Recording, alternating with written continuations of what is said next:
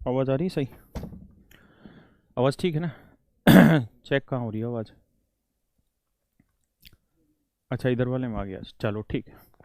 मेरे प्यारे बच्चों, आप सबको नमस्कार।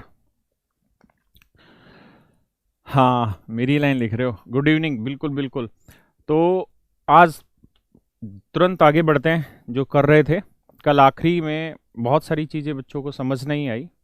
कुछ इंटरनेट की वो जो दिक्कत आई थी, यूट्यूब डिस्कनेक्ट हो गया था, उसके बाद वो रिदम बन नहीं पाई थी, तो मैं उसको हल्का सा रिवाइज करा रहा हूँ, ठीक है। और उसके बाद फिर आज हम इसको ख़त्म करेंगे, और आज ख़त्म करेंगे ही करेंगे इसको। एक लाइट ऑन नहीं ऑन की तुमने? अब लाइट ठीक आ रही है। देखो मेरे बच्चों, बढ़ते हैं आगे। कल मैंने एक बेसिक सी चीज़ आपको एक्सप्लेन की थी कि यार हम जब भी नंबर ऑफ या कुछ डिजिट दे दे और फिर आपसे पूछे कि यार 2 डिजिट के 3 डिजिट के कितने नंबर बन सकते हैं, इस कॉन्सेप्ट का मैंने एक बेसिक तरीका बताया था। क्या क्या आप, हाँ मिस्टेक हुई थी उसको भी आज सही कर लेंगे। जी जी जी। तो इसका एक बेसिक तरीका ये बताया था कि जितने भी डिजिट हो, बस आप ये देखिए कि उन डिजिट में कितने कितने नंबर हम फिल कर सकते हैं। जितने जितने नंबर फिल कर सकते हैं उतने हमारे ऑप्शन हो गए, उसे उठा के मल्टीप्लाई कर दीजिए, वो हमारा आंसर होगा। तो क्वेश्चन पे चलते हैं, ठीक है, और फिर समझते हैं। आ जाओ यार, पहला ही क्वेश्चन है, कह रहा हाउ मेनी की, ये तो हो चुका था। सेकंड पे आता है, कह रहा जी 0, 3, 5, 7, 8 का प्रयोग करके 4 अंकों की कितनी संख्याएं बनाई जा सकती है। तो करते क्या है मेरे बच्चों, अब हम यहां पे एक प्रयास करते हैं क्या, कि हमारे पास ये 4 डिजिट है और हमें कितनी संख्याएं इसमें बनाई जा सकती है, और रिपीटेशन अलाउड और रिपीटेशन नॉट अलाउड, ये वाली कहानी है। तो बड़ी सीधी सीधी सी चीजें, कुछ गलतियां हो गई थी उसको अभी इंप्रूव कर लेते हैं। देखो यार, 4 डिजिट के नंबर है, 4 का ही बोला ना, हाँ 4 डिजिट का नंबर है, तो ये 1 डिजिट हो गया, 1 डिजिट हो गया, 1 डिजिट। तो इस तरीके से कुल मिला के 4 डिजिट है। तो मैंने आपको कल इतनी बात समझाई थी कि मेरे बच्चों, मैं 0, 3 लिखूं, मैं 3 लिखूं, या 0, 0, 3 लिखूं, इन तीनों का एक ही अर्थ होता है। और यानी इसका मतलब इस नंबर से इधर जितनी भी जीरो लगाते हैं उसका कोई सेंस नहीं बनता है। तो अगर मेरे पास ये डिजिट है 0, 3, 5, 7 और 8, और इनका यूज करके मैं 4 डिजिट का कोई नंबर बनाना चाहता हूं, 4 डिजिट का कोई नंबर बनाना चाहता हूं, और अगर मैं पहले प्लेस पे यहां पे अगर 0 रख लेता हूं, तो और यहां मान लीजिए मैं इनमें से कोई भी डिजिट ले लेता हूं, 3 ले लेता हूं, फिर 5 ले लेता हूं, फिर 7 ले लेता हूं, तो ये बताओ क्या ये 4 अंकों की संख्या होगी या 3 अंकों की संख्या होगी? तो आप कहेंगे सर ये 4 अंकों की नहीं रह जाएगी, 3 अंकों की ही संख्या होगी, यानी पहला डिजिट किसी भी हाल में 0 नहीं हो सकता, जो कल गलती भी हुई होगी शायद। तो अगर ऐसा है तो हमें ये बात समझनी होगी यहाँ पे कि यार पहला डिजिट 0 नहीं हो सकता, तो हमारे पास कितने डिजिट है, 1, 2, 3, 4, 5, तो 5 डिजिट है। तो मेरे भाई पहले वाले ऑप्शन में या पहले वाले प्लेस पे हम कितने डिजिट रख सकते हैं, तो आंसर होगा 4 डिजिट रख सकते हैं। 4 ही तरीके से पहला डिजिट भरा जा सकता है, या तो ये ले सकते हैं, या ये ले सकते हैं, या ये ले सकते हैं, या ये ले सकते हैं, बाकी तरीके से नहीं भरा जा सकता। अब बाकियों के लिए, तो बाकियों में मैं 0 मेंशन भी कर रहा हूँ या 0 ले रहा हूँ, तो उससे फर्क नहीं पड़ रहा होगा, वो नंबर की जो वैल्यू है उसको डिफर भी कर रहा होगा, यानी उसकी एक वैल्यू है। आवाज कम आ रही है, ऐसा कुछ है क्या? नहीं, ठीक है। तो इसको हम 5 तरीके से भर सकते हैं, इसको भी 5 तरीके से भर सकते हैं, और इसको भी फिर हम 5 तरीके से भर सकते हैं। तो अगर हम इसे सोल्व करेंगे मेरे बच्चों, तो ये आएगा 4 पच्चू पच्चू 25 पंजे 125, 125 चौके 500। तो 500 तरीके से हम 4 अंकों की संख्याएं बना सकते हैं, अगर हमारे पास ये वाले डिजिट दे रखे हो 0, 3, 5, 7 एंड 8। तो शायद कल हमने इसमें गलती की थी, या शायद यही था 500 ही आंसर था, मुझे लग रहा है। Video is not playing, clear नहीं आ रही, देख एक बार यार, क्लियर तो आने लग रही है, दिखा मोबाइल में। आज मैंने टेक्निकल यहीं पे बैठा रखा है, तो मेरे हिसाब से आज क्लियर आ रही है, बिल्कुल क्लियर आ रही है। आप, हाँ बस बढ़िया आ रही है बेटा, बढ़िया आने लग रही है। एक बार चेक करो आप अपनी नेटवर्क की कनेक्टिविटी। दूसरी बात ये थी कि अगर रिपीटेशन अलाउ ना कर रखा हो, रिपीटेशन अलाउ ना कर रखा हो, तो आगे बढ़ते हैं।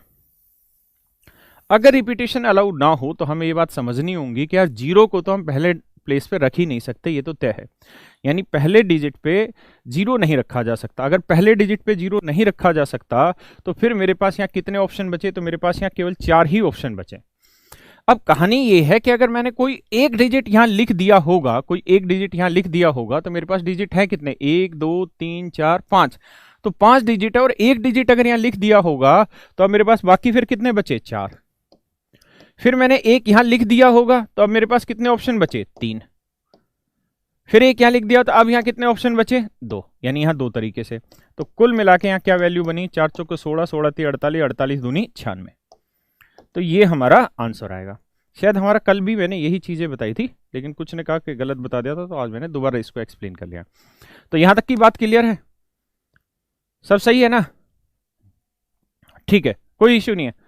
और जो भी आपको कोई दिक्कत हो आप साथ साथ कमेंट में बोलते चले जाइए, मैं करता चला जाऊंगा उसको, ठीक है, जो भी इंप्रूवमेंट होगा क्वालिटी वाइज। तो ये बात हमको समझ आ गई। बस ध्यान ये रखना है कि पहले वाले डिजिट में 0 का एक लोचा होता है, उस लोचे को बचाना है, यानी पहले वाले नंबर प्लेस पे 0 नहीं लेके चलना होता है। चलिए अब आगे बढ़ते हैं अगले क्वेश्चन पे।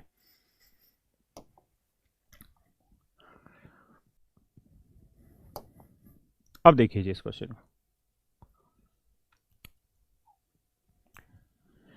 अब इस क्वेश्चन को एक बार पढ़ लेते हैं बच्चे। कह रहा है we have to make 3 digit number from 3 4 5 6 7, यानी हमारे पास 5 अंक है, 3 4 5 6 7, 5 अंक है, और इनसे हमें जो नंबर बनाना है वो कितने डिजिट का बनाना है भाई, 3 अंकों का प्रयोग कर, 3 अंकों की संख्या बनानी। तो अगर हमें 3 अंकों की संख्या बनानी है तो ये बताओ हमारे पास डिजिट कितने हैं मेरे बच्चों, 5 डिजिट है। तो इसका मतलब ये हुआ कि पहले वाले पे तो हम पांचों में से कोई भी वैल्यू रख सकते हैं, क्योंकि यहाँ 0 तो है नहीं जो हमें कोई सोचना पड़े या दिक्कत हो, हमें बिल्कुल रख सकते हैं। अगर रिपीटेशन अलाउ हो सकता है तो यहाँ पे भी 5 ही तरीके बचे रखने के, और यहाँ पे भी हमारे पास 5 ऑप्शन है रखने के। इन सबको मल्टीप्लाई कर देंगे तो आंसर आएगा 125, यानी 125 तरीके से नंबर बन सकते हैं, या 125 नंबर बन सकते हैं, 125 संख्याएं बन सकती हैं। क्वालिटी का ऑप्शन नहीं आ रहा है ऐसा, ठीक है बच्चे, थोड़े टाइम में देख लेते हैं क्या होता है। आ गया ये। अगर वो सवाल में ये कह दे क्या रिपीटेशन नॉट अलाउ, कि भाई रिपीटेशन अलाउ नहीं होगा, तो रिपीटेशन अलाउ नहीं होगा तो इसका मतलब ये हुआ कि हम पहले डिजिट में या पहली जगह पे तो 5 तरीके से भर सकते हैं इसको, लेकिन अगले वाली जगह को कितने तरीके से भर सकते हैं, एक डिजिट अगर हमने यहां फिक्स कर दिया होगा तब हमारे पास इसे भरने के 4 ही तरीके बचे। अब एक अगर हमने यहां फिक्स कर दिया होगा तब हमारे पास इसे भरने के केवल 3 ही तरीके बचे। तब हम इन्हें मल्टीप्लाई करेंगे तो 5 चौक 20, 20 3 60, तो कुल मिला के 60 तरीके से हम ऐसे नंबर बना सकते हैं। यहां तक की भी बात समझ में आने लग रही है, तो मुझे लगता है इतने में भी दिक्कत नहीं होगी। अब थोड़ा आगे बढ़ते हैं।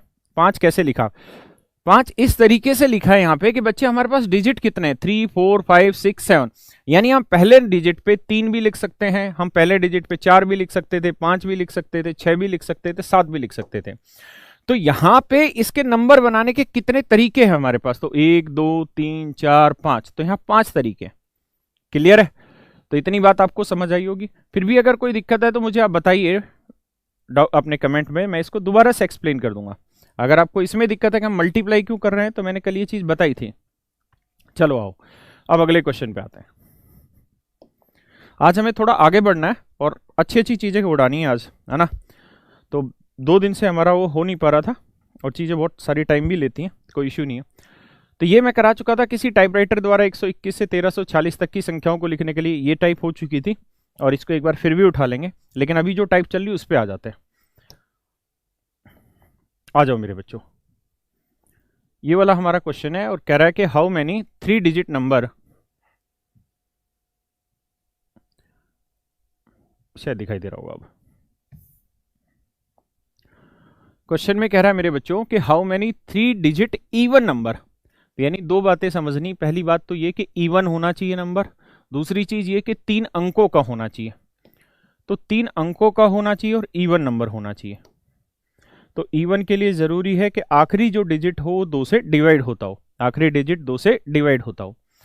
जो बच्चे पीडीएफ के लिए कह रहे हैं, तो मेरे बच्चे आपको बड़ा साफ सुथरे तरीके से बात समझ आनी चाहिए कि मैंने शुरुआत से ये चीज बोली आपको कि जैसे ही हमारा एक टॉपिक खत्म हो जाएगा नंबर ऑफ डिजिट, और आज खत्म होगा, मतलब करेंगे, कंटेंट बहुत ज्यादा था इसलिए नहीं हो पाया कल की क्लास में, और कुछ वो बीच में वीडियो ब्रेक हो गई थी, तो आज हम इसे कंप्लीट कर लेंगे। और कंप्लीट करने के बाद कल शाम को आपको इसके करीबन 50 से भी ज्यादा क्वेश्चन जो मैंने कराए, इन्हीं पे डिफरेंट टाइप के question with solution with type format पे कैरियर ऐप पे जो कुछ एक कॉलम होता है नोट्स वोट्स का, वहां पे मैं प्रोवाइड करा दूंगा, तो आप आराम से उनकी घर पे जाके प्रैक्टिस भी कर लेंगे, मतलब घर पे रहते हैं तो प्रैक्टिस कर ही लेंगे। देखो यार, अब हमारे पास डिजिट कितने भैया, तो हमारे पास डिजिट है 1 2 3 4 5 6, कुल मिला के 6 डिजिट है, और यहाँ कोई जीरो भी नहीं है कि जो हमें पहले डिजिट पे सोचना पड़े। तो अब कहानी ये है कि हम इस नंबर को या इस वाले प्लेस को कितने तरीके से भर सकते हैं, तो आंसर होगा 6 तरीके से भर सकते हैं। इस वाले प्लेस को कितने तरीके से भर सकते हैं, 6 तरीके से भर सकते हैं। अब कहानी ये है कि किसी भी सूरत में हमें इतनी टेंशन नहीं लेनी यहाँ पे कि रिपीटेशन है या नहीं है। अगर क्वेश्चन में कुछ नहीं दे रखा है तो इसका मतलब है कि रिपीटेशन अलाउ है, रिपीटेशन अलाउ है। मेरी बात समझ रहे हैं? अब आते हैं इस वाले पे, तो हमारे पास डिजिट है 1 2 3 4 6 7, ये डिजिट है, और हमें नंबर जो बनाना है वो क्या बनाना है बेटा, इवन नंबर बनाना है। अगर इवन नंबर बनाना है तो हम 2 को रख सकते हैं, हम 4 को रख सकते हैं और 6 को रख सकते हैं। यानी कितने तरीके हमारे पास, 1 2 3, तो 3 तरीके। तो यहां पे इस नंबर को कितने तरीके से भर सकते हैं, 3 तरीके से। तो भैया 6 छिंगे 36, 36 दिए 108। बताओ बच्चों, आंसर 108 है या नहीं है? 6 क्यों आया सर? यहां पे 6 इसलिए आया क्योंकि टोटल डिजिट कितने, 1 2 3 4 5 6 डिजिट है ना। तो यहां पे आप कोई भी डिजिट लेके नंबर बना सकते हैं। यानी यहां मैं चाहूं तो 1 भी रख सकता था, 2 भी रख सकता था, 3 भी रख सकता था, 4 भी रख सकता था, 6 भी रख सकता था, 7 भी रख सकता था, और बाकी 2 डिजिट और भी आ जाते हैं इसमें, हाँ या ना। तो यहां पे पहले डिजिट को भरने के 6 तरीके हैं, और रिपीटेशन के बारे में कुछ नहीं कहा, तो इसका मतलब दूसरे डिजिट को भी भरने के 6 तरीके हैं। क्लियर है? यहां तक की बात समझ में आ गई। अब अगले पे क्वेश्चन पे आते हैं, आ जाओ दोस्तों। कहता है हाउ मेनी 4 डिजिट, सॉरी बड़ा कर लेते हैं, कहता है हाउ मेनी 4 डिजिट और नंबर्स आर पॉसिबल, 4 अंकों की सभी विषम संख्याएं कितनी होंगी। तो यहां एक बात हमें समझनी है कि हमारे पास डिजिट कौन कौन से होते हैं, जीरो होता है भाई, 1 होता है, 2 होता है, 3 होता है, 4 होता है, 5 6 7 8 9, कुल मिला के ये डिजिट होते हैं। क्लियर है? तो सबसे पहली चीज पे आते हैं, और वो चीज ये है कि भैया 4 अंकों की संख्या होनी चाहिए। दूसरी बात ये है कि वो नंबर ओड होना चाहिए। तो अगर 4 नंबर की संख्या होनी चाहिए, 4 डिजिट का नंबर होना चाहिए, तो इस तरीके से इसे 4 नंबर में बांट लेते हैं। अब बड़ी चीज ये है कि यहां रिपीटेशन का तो कोई बोला ही नहीं हुआ, इसलिए आप जैसे मर्जी दिल करे वैसे काम कर लीजिए। अब ये बताइए कि क्या यहां पे ये डिजिट में 0 लिख सकता हूं, यहां से ये वाला डिजिट पिक करके मैं यहां लिख सकता हूं क्या 0? तो आपका आंसर होगा नहीं लिख सकते सर, क्योंकि अगर यहां 0 लिख देंगे तो फिर जो नंबर बनेगा वो 3 नंबर का बन जाएगा। इसका मतलब ये हुआ कि हमारे पास जितने भी ये सारे ऑप्शन थे, और ये ऑप्शन है कितने, 1 2 3 4 5 6 7 8 9 10 ऑप्शन थे। 10 में से एक ऑप्शन हमारा कट गया, क्योंकि 0 हम आगे नहीं लिख सकते। इस वजह से हमारे पास यहां लिखने के कितने ऑप्शन बने मेरे बच्चे, 9 ऑप्शन बचे। अब आगे आते हैं, तो यहां तो 10 के 10 डिजिट लिख सकते हैं, कोई भी लिख सकते हैं। यहां पे भी इसे भरने के लिए 10 ऑप्शन है, यानी इनमें से कोई भी डिजिट उठा के रखा जा सकता है। अब आगे आते हैं यहां पे, तो अगर हमें नंबर ओड बनाना है तो ओड नंबर के लिए जरूरी है कि जो आखिरी डिजिट हो, ओड नंबर के लिए जरूरी है जो आखिरी डिजिट हो वो 2 से डिवाइड नहीं होना चाहिए। तो 2 से कौन कौन सा डिवाइड नहीं होता, 1 डिवाइड नहीं होता, 3 डिवाइड नहीं होता, 5 डिवाइड नहीं होता, 7 डिवाइड नहीं होता, और 9। तो कितने बने, 1 2 3 4 5। तो इसे लिख सकते हैं मेरे बच्चों कितने तरीके से, 5 तरीके से। अब हम इन सबको मल्टीप्लाई कर देंगे, ये आ जाएगा हमारा आंसर। बिल्कुल 4500 आंसर आ रहा है जो आप कर रहे हैं। तो उम्मीद है इतनी बात भी आपको बहुत अच्छे से समझ में आई होगी। क्लियर है ये चीजें बच्चे? आगे बढ़े, आइए आगे।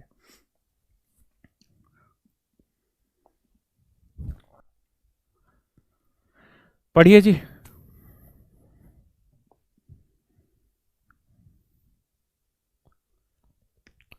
कह रहा भैया how many 3 digit even numbers are possible, 3 अंकों की कितनी सम संख्याएं संभव हैं। ठीक है जी। तो देखो यार, 2 चीजें, पहली चीज तो ये कि हमें इस बात को ध्यान देना है कि 3 अंकों की संख्या है, और दूसरी बात ये भी सोचना है कि इवन नंबर है। 3 अंकों की भी संख्या है और इवन नंबर भी है, तो इसे लिखेंगे ना मेरे बेटा, तो ये 3 अंकों की संख्या हो गई। अब हमारे पास डिजिट रखने के हैं क्या, 0 है, 1 है, 2 है, 3 है, यही तो तरीका है। अब आप जानते हैं कि जो पहला अंक है यानी यहां वाला जो प्लेस है, इसके अंदर हम 0 नहीं रख सकते, क्योंकि अगर हम यहाँ 0 रख देंगे तो ये कितने अंकों की संख्या हो जाएगी, 2 अंकों की संख्या हो जाएगी। इसका मतलब यहां इसे भरने के हमारे पास कितने ऑप्शन बचे, 9 ऑप्शन बचे। कितने ऑप्शन बचे भाई, 9 ऑप्शन बचे। बिल्कुल, अगर यहां 9 ऑप्शन बचे हैं, पिछले वाले का आंसर 90 नहीं बच्चे, ऐसा तो नहीं था। कितना आ रहा था पिछले वाले का, नहीं नहीं 90 कैसे आ जाएगा यार, क्या बात करने लग रहे हो, 90 नहीं था जो कमेंट में कह रहा है, गलत बात है। देखिए हाँ, तो ये ऑप्शन हुआ, 9 तरीके से हम इस नंबर को भर सकते हैं। इस वाले में हम 10 के 10 वैल्यू रख सकते हैं, यानी 10 तरीके से इस ऑप्शन को फिल कर सकते हैं। अब आते हैं यहाँ पे, अगर हमें इवन बनाना है तो इवन के लिए जरूरी है कि हम वो सारे नंबर लें जो 2 से डिवाइड होते हों। तो 0 भी 2 से डिवाइड होगा, 2 भी, 4 भी, 6 भी, 8 भी। तो कितने ऑप्शन बने, 5। अब मेरे बच्चों इनको मल्टीप्लाई करेंगे तो 5 में 45, ढाई 450। तो हमारा आंसर जो होगा यहाँ पे वो कितना हो जाएगा, 450। क्लियर है यहाँ तक की बात, किसी को कोई दिक्कत नहीं, बात आ रही है यहाँ तक समझ में मेरे बच्चों? कोई डाउट आप आराम से बताते चले जाइए, फिर हम आगे बढ़ जाते हैं। चलिए आइए जी इस क्वेश्चन पे। क्वेश्चन ये है कि हाउ मैनी 6 डिजिट। चलिए एक बार सारे बच्चे एफर्ट करिए इस क्वेश्चन को करने में, है ना, क्योंकि हर बच्चे को साथ लेना है और हमें कोई जल्दीबाजी नहीं है। करिए बच्चे प्रयास एक बार।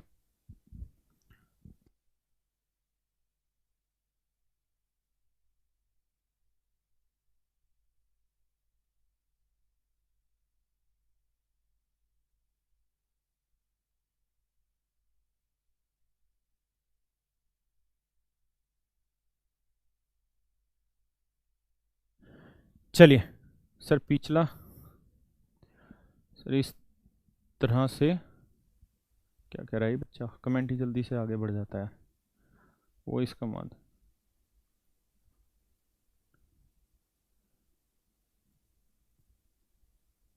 3-4 और पढ़ा दिया करो। हाँ हाँ पढ़ा दें, कोई दिक्कत थोड़ी है सर। 0,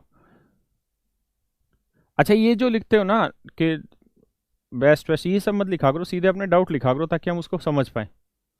देखिए देखिए मेरे बच्चों, क्वेश्चन पे आते हैं। तो मेरे हिसाब से आपने क्वेश्चन पढ़ लिया होगा। क्वेश्चन ये कह रहा है कि 6 अंकों की ऐसी कितनी संख्याएं हैं जिसमें छठवीं तथा तीसरी स्थान पे, ये लिखा था ना 6th और 3rd प्लेस पे 4 और 3 है, सॉरी 4 और 3 है। तो इसे क्या करते हैं भाई, शायद आप समझ ही गए, है ना, डाटा आपको समझ आ गया होगा। तो 6 अंकों की संख्या है, तो ये लो मेरे बच्चों 6 अंकों की संख्या, बिल्कुल बेसिक से पढ़ रहे हैं। 1 2 3 4 5 6, 1 2 3 4 5 6, 6 अंकों की संख्या। कह रहा है जी इस पे जो, कहाँ गया, हाँ, कह रहा है कि 6th प्लेस पे और 3rd प्लेस पे जो नंबर है वो 4 और 3 है। तो 6th प्लेस पे है 4, है ना, और 3rd प्लेस पे है 3। तो इसने ये 2 नंबर तो फिक्स कर दिए कि भैया ये 2 नंबर आपको चेंज नहीं करने। अगर ये 2 नंबर चेंज नहीं करने तो इसका मतलब इस नंबर को भरने का केवल एक ही तरीका है हमारे पास जो उसने दे रखा है। ठीक है जी, यहां इस नंबर को भी फिल करने का केवल एक तरीका जो उसने दे रखा है। अगर ऐसी बात है कि भैया इनके पास एक एक ही तरीका है, तब सारा गेम हमें तो बाकियों में देखना है। तो अब ये बताओ मेरे बच्चों, नंबर कौन कौन से होते हैं, 0 1 2 3, यानी इस तरह से नंबर होते हैं। तो अब ये बताओ कि यहां पे क्या हम 0 लिख सकते हैं? तो आप कहेंगे नहीं सर, अगर हम 0 लिख देंगे, एक बच्चा पूछ रहा है 0 इवन है कि ऑड है। 0 इवन नंबर है भैया, 100% इवन नंबर है। लेकिन अगर मैं पूछूं कि सबसे छोटा इवन नंबर क्या है, तो वो 2 है। इस दिक्कत में रहिए मत, सारी चीजें अपने आप टाइम टू टाइम क्लियर हो जाएगी, है ना। कह रहा है 0 2 से कैसे डिवाइड होता है, क्यों नहीं डिवाइड होता भाई? आप उसको क्लासिफिकेशन ऑफ नंबर में छोड़ दीजिए, मैं वहां बता दूंगा। तो यहां पे क्या 0 लिख सकते हैं? तो बिल्कुल नहीं लिख सकते हम 0। क्यों? क्योंकि 0 रखने से 5 अंकों की संख्या बन जाएगी। इसका मतलब इस प्लेस को भरने के लिए हमारे पास कितने ऑप्शन अवेलेबल हैं? तो आप कहेंगे सर हमारे पास अवेलेबल है 9 ऑप्शन, क्योंकि रिपीटेशन का यहाँ कोई कहानी है ही नहीं, कुछ लिखा ही नहीं है। अब आगे बढ़ते हैं जी। इस ऑप्शन को भरने के कितने तरीके हैं? आप कहोगे जी कोई भी 10 नंबर यहाँ पे रखे जा सकते हैं, 10 डिजिट में से उठा के। यहाँ पे भी 10 तरीके से इसे फिल कर सकते हैं, यहाँ पे भी इसे 10 तरीके से फिल कर सकते हैं।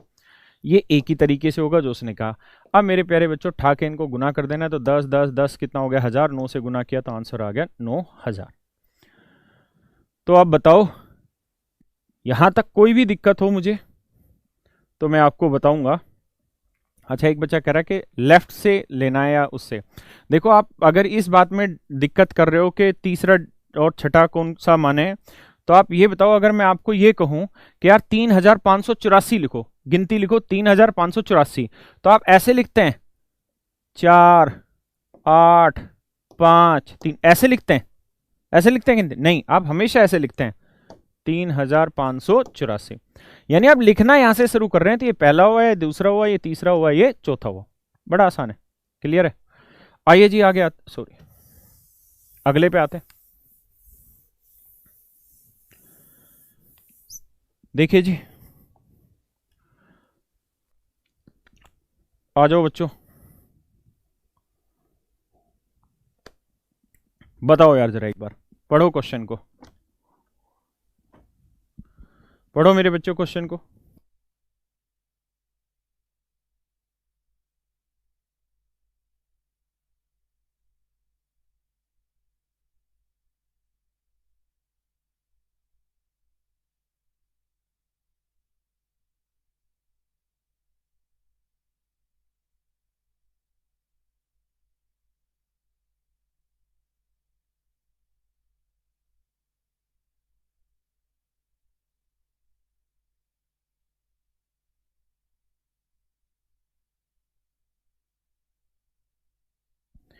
चलो मेरे बच्चों, उम्मीद है बात समझ आ रही होगी। तो बढ़ते हैं, क्या कह रहा है, कहता है how many 100 digit positive number are possible. 100 अंकों की कितनी धनात्मक संख्याएं संभव है। तो बात आपको समझ में आ गई क्या कि भैया एक तो 100 अंकों की संख्या है, दूसरी चीज ये पॉजिटिव नंबर है, तो वो तो हम बना ही रहे।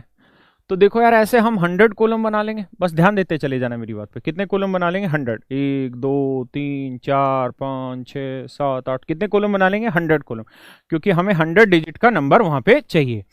अगर ऐसा है 100 डिजिट का नंबर चाहिए, तो करेंगे क्या, हमें ये देखना कि यार हमारे पास डिजिट अवेलेबल कौन कौन से हैं। तो 0 है, 1 है, 2 है, 3 है, 4 है, 5 6 7 8 9, इतने सारे डिजिट हमारे पास अवेलेबल हैं। तो क्या हम यहां पे 0 रख सकते हैं? तो आपका आंसर होगा नहीं, क्योंकि अगर हम यहां 0 रख देंगे ना, तो ये मेरे भाई 99 अंकों की संख्या हो जाएगी, 100 अंकों की संख्या नहीं होगी। अगर मैं आपको कहूं 0 3 8 5, बताओ ये कितने अंकों की संख्या है? तो ये 3 अंकों की संख्या हुई, 4 अंकों की नहीं हुई। तो इसका मतलब ये हुआ कि हम यहां पे 0 नहीं रख सकते। तो हमारे पास पहले वाला जो डिजिट है या पहले वाला जो प्लेस है, इसमें कितने वैल्यू पुट कर सकते हैं या कितने ऑप्शन है? तो आपके ऑप्शन होंगे 9, कि सर हम यहां 9 तरीके से इस वैल्यू को भर सकते हैं। बाकी में कितनी रख सकते हैं? 10। जितने भी हैं सब में 10 10 वैल्यू भर सकते हैं। तो मेरे बच्चों ये बताओ कुल मिला के क्या, कि ये तो 9 हो गया, कुल मिला के 100 अंक थे, 100 में से ये वाला अंक हटा देते हैं तो बाकी कितने अंक बच गए? 99। तो 10 को कितनी बार गुना किया? 99। तो हम इसे लिख सकते हैं 10 की पावर 99। इसका मतलब ये हुआ कि 100 अंकों की कितने पॉजिटिव नंबर बनाए जा सकते हैं? तो आंसर होगा 9 गुना 10 की पावर 99। 9 गुना 10 की पावर 99। ये 2018 मीन्स में आया था ये क्वेश्चन, ठीक है, और बहुत बेसिक सा क्वेश्चन है 2018 मीन्स में। तो मेरी बात आई होगी यहां तक समझ में, क्लियर है? अगर इसी क्वेश्चन में, या हो सकता है आगे दे रखा हो question, will be possible which can not be divisible, ये भी कराते हैं। देखो इसी पे आते हैं दोबारा। अगर इसी क्वेश्चन में मैं ये कह दूं मेरे बच्चों आपको, क्या कि मेरे भाई कि 100 अंकों की कितनी समधनात्मक संख्याएं, इवन पॉजिटिव इंटीजर्स पॉसिबल है या इवन नंबर्स पॉसिबल है। अगर मैं यहां इवन कर दूं तो फिर आपको यह सोचना होगा कि यार देखो यहां का सीन नहीं है, या तो 9 ही तरीके से हम इसको फिल कर सकते हैं, बाकी को सबको 10 10 तरीके से फिल कर सकते हैं। लेकिन अगर हमें इवन नंबर बनाना है, ध्यान से मेरी बात को सुनना, अगर हमें इवन नंबर बनाना है, तो इवन बनाना है तो हमारे पास जो ऑप्शन अवेलेबल है वो है 0 2 4 6 8। क्योंकि इवन बनाने के लिए आखिरी डिजिट किससे डिवाइड होना चाहिए, तो आखिरी डिजिट हमेशा 2 से डिवाइड होना चाहिए। इसका मतलब हमारे पास 1 2 3 4 5 तरीके हैं लास्ट वाली वैल्यू को पुट करने के लिए। तो इसके अंदर कितने तरीके से वैल्यू फिल की जा सकती है मेरे बच्चों, तो आपका आंसर होगा सर 5 तरीके से वैल्यू रखी जा सकती है। तो अब पूछे कि आंसर क्या आया, तो फिर हम सोचेंगे कि देखो सर 9 की 5 से गुना करेंगे तो ये आएगा 45, 9 की 5 से गुना करेंगे तो आएगा कितना, 45। क्लियर है यहां तक की बात। अब आप एक बात बताओ यार, कुल मिला के 100 अंक थे, 100 में से एक ये वाला डिजिट हटा देते हैं, एक ये वाला डिजिट हटा देते हैं, अब बचे कितने, 98। कितने बचे भाई, 98। इसका मतलब 10 कितनी बार आ रहा होगा, 98 बार, 98 टाइम। तो ये हो गया हमारा इसका आंसर। मेरी बात आई आपको यहां तक समझ में। इसी तरीके से हम ओड का बना लेंगे। एक बार इसे उतारो फिर आगे बढ़ते हैं। एक बच्चा कह रहा है 10 की पावर 99 को सोल्व करके क्यों नहीं लिखते, तो मेरे भाई ये सोल्व नहीं होगा आपसे। क्लियर है, 10 की पावर 99 सोल्व होने का मेरा कहने का मतलब ये कि सोल्व नहीं होगा, मतलब आप नहीं, ऑप्शन में इतनी जीरो नहीं देगा ना, 99 जीरो लिखी हुई, तो वो इसी तरीके से आपसे ऑप्शन में लिखी मिलेगी वैल्यू। ठीक है, यहां तक की बात आई समझ में, बिल्कुल ठीक लिखा। चलिए किंजाल ने बिल्कुल सही आंसर दिया। बाकी सारे बच्चे sir question 3 digit number clear करिए, अभी क्लियर करते हैं, दोबारा करते हैं 3 डिजिट वाला भी। अब एक बात बताओ यार, यहीं पे अगर मैं इसी क्वेश्चन में आपको ये कह दूं तुम्हें क्या, मैं ये कहूं कि हाउ मैनी, इंग्लिश वाले भी सुन लेना, क्वेश्चन ऐसे दे दूं मैं कि how many 100 digit positive numbers are possible which are multiple of 5। मतलब ये हुआ, मैं हिंदी में भी बता रहा हूं क्या लिखा है मैंने। मैं ऐसे कह रहा हूं कि यार 100 अंकों की, या हिंदी में भी समझ लीजिए, 100 अंकों के ऐसे कितने पॉजिटिव नंबर पॉसिबल हैं जो 5 के मल्टीपल हो, या इसी बात को दूसरे तरीके से कह दें तो 100 अंकों के ऐसे कितने पॉजिटिव नंबर हैं जो 5 से डिवाइड भी होते हो। क्योंकि अगर कोई नंबर 3 का मल्टीपल है तो इसका मतलब वो नंबर 3 से डिवाइड ही हो रहा है, यही तो बात होने लग रही है यहां पे, तो इसलिए कोई दिक्कत ही नहीं उस पॉइंट पे। तो मैं आपको ये कहना चाह रहा हूं ऐसे कितने नंबर हैं जो 5 के मल्टीपल हो, ऐसे सवाल मैं पूछने लग रहा हूं कि ऐसे कितने नंबर हैं जो 5 के मल्टीपल हो। तो अब आप मुझे एक बात बताइए यार कि 5 के कितने मल्टीपल हो, ये चेक करने के लिए क्वेश्चन आप समझ गए ना, हिंदी वाले भी, कि किस तरह से देगा कि 100 अंकों की कितनी धनात्मक संख्याएं संभव हैं जो 5 का गुणा मतलब मल्टीपल हो। ठीक है, या ऐसे कह देगा जो 5 से पूर्णतः भाग होती हो। तो फिर हमें इस तरीके से देखना पड़ेगा चीजों को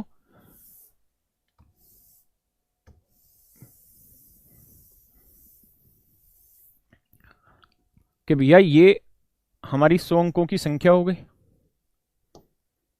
ऐसे करके।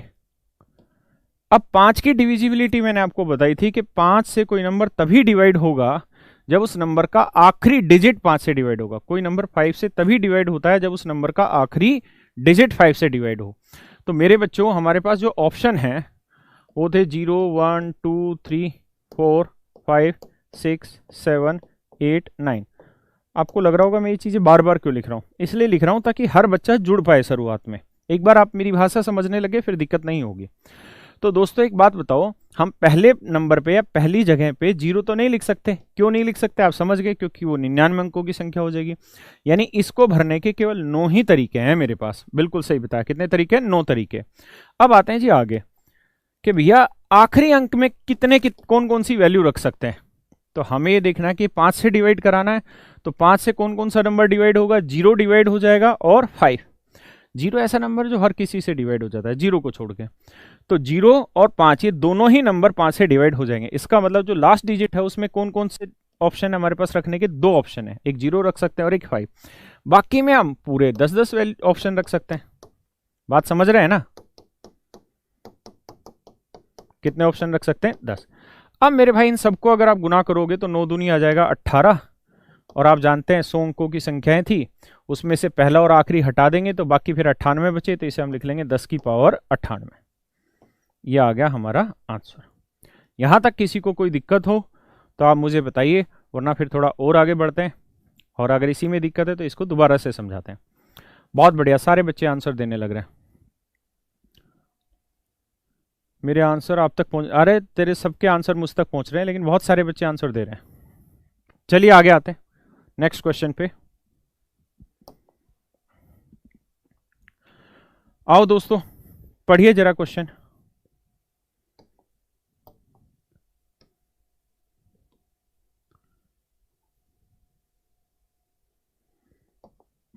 सॉरी, पढ़ो बच्चों एक बार इस क्वेश्चन को, मन लगा के पढ़ो एक बार। आप टाइम इन्वेस्ट करो थोड़ा सा, उसके बाद फिर इस पे बढ़ते हैं।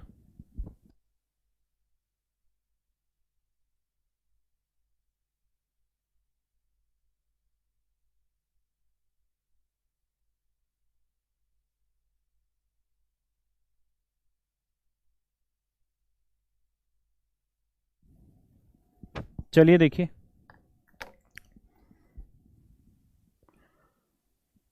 अब कह रहा है कि यार 6 अंकों की कितनी ऐसी संख्याएं हैं, 6 अंकों की ऐसी कितनी संख्याएं हैं, मतलब कितने 6 अंकों के ऐसे कितने नंबर बनाए जा सकते हैं जो 9 से भाग ना हो, जो 9 से भाग ना हो, एंड हैव 5 इट्स फर्स्ट, अच्छा 5 पहले उस पे हो और 4 जो हो थर्ड डिजिट पे हो। 6 अंकों की ऐसी कितनी संख्याएं संभव हैं जो 9 से नहीं कट सकती, जिसकी पहली संख्या नहीं, पहला, इसके लिए माफी भाई, ये गलती हो गई लिखने में, पहला अंक, यहां अंक की बात हो रही है, पहला अंक 5 तथा तीसरा अंक, ये भी अंक है, तीसरा अंक 4 हो। मेरी बात ध्यान से समझिए, कहता है 6 अंकों की ऐसी कितनी संख्याएं संभव हैं जो 9 से नहीं कट सकती। कटने का मतलब है कि जो 9 से भाग नहीं हो सकती, जो 9 से भाग नहीं हो सकती। मेरी बात समझ पा रहे हैं, जो 9 से भाग नहीं हो सकती। अब इस क्वेश्चन को थोड़ी देर के लिए छोड़ लेते हैं, मैं वापसी से पिछले वाले क्वेश्चन पे आता हूं।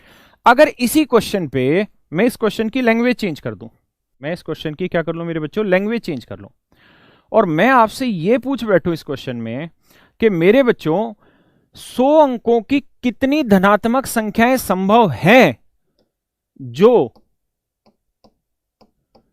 5 से भाग नहीं होती।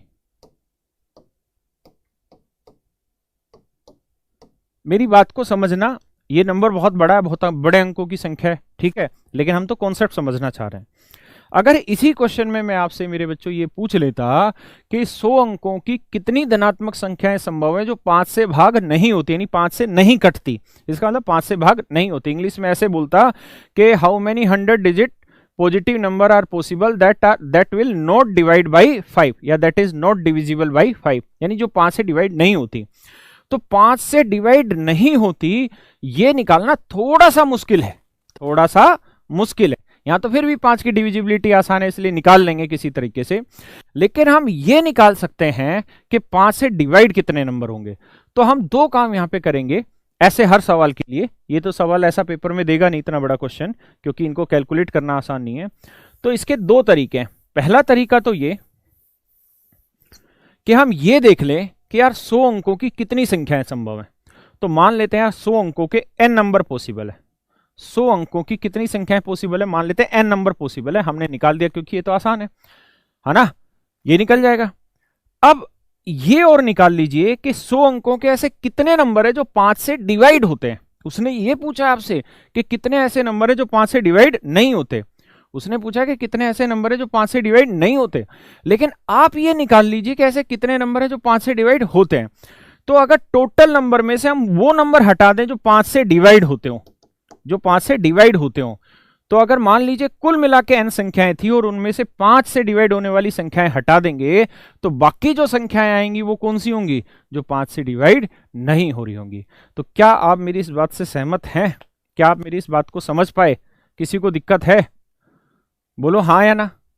बात पल्ले पड़ी? चलिए देखिए, अगर ये बात पल्ले पड़ी तो अब उस क्वेश्चन पे आते हैं। तो यहां पे अंक था, ठीक है, मैं इस पीडीएफ जब दूंगा तो उसमें सही करके दे दूंगा। तो 6 अंकों की ऐसी कितनी संख्याएं संभव हैं जो 9 से नहीं कट सकती, मतलब 9 से डिवाइड नहीं होती, जिसकी पहला अंक 5 है और तीसरा अंक 4 है। तो देखो मेरे बच्चों, ये अंक है, ध्यान रखना।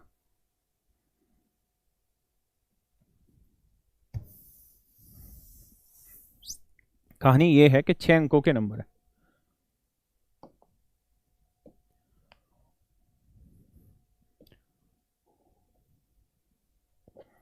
छह अंकों की संख्या है जो 9 से नहीं कट सकती, यानी 9 से डिवाइड नहीं होनी चाहिए। पहला दे रखा था कितना, 5, और तीसरी संख्या है 4। तो 1 2 3 4 5 6। अब कह रहा है जी पहला डिजिट जो है ना वो है 5। अगर पहला डिजिट मेरे बच्चों 5 है तो ये तो फिक्स हो गया कि भैया ये 5 है। और कह रहा है जी तीसरा डिजिट है 4, तो ये भी फिक्स हो गया कि ये है 4। यहां तक की बात आई समझ में? अब ध्यान दो मेरी बात पे,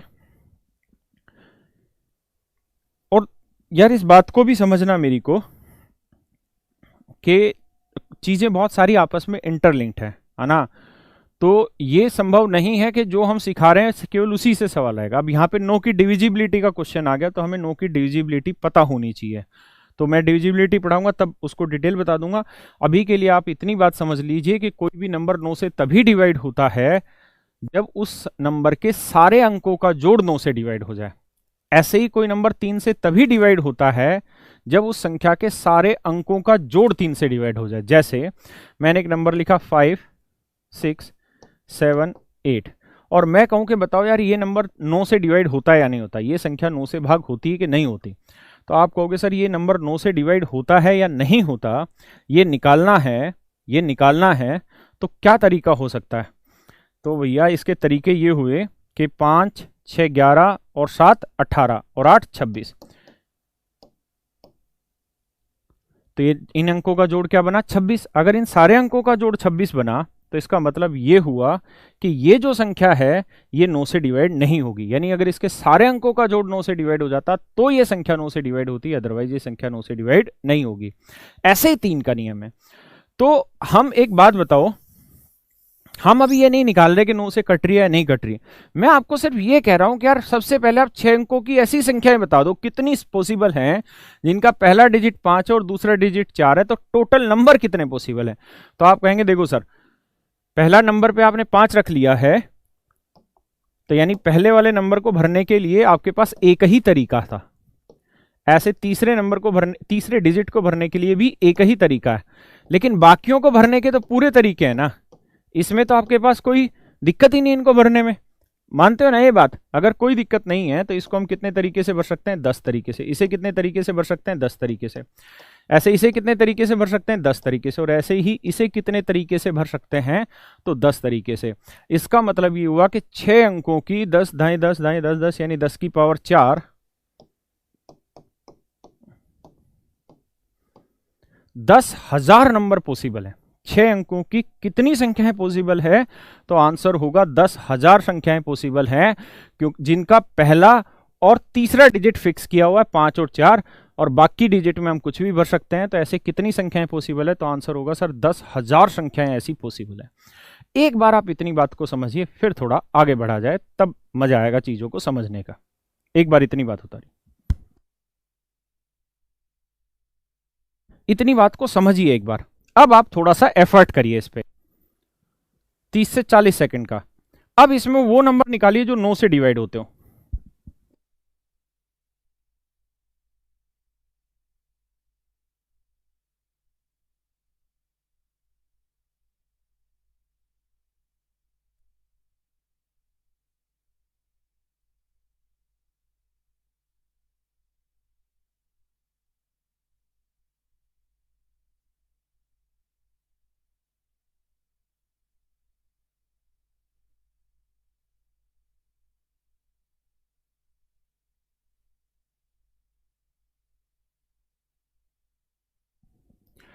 आ जाओ यार, नहीं आ रहा क्या ये चीज समझ में?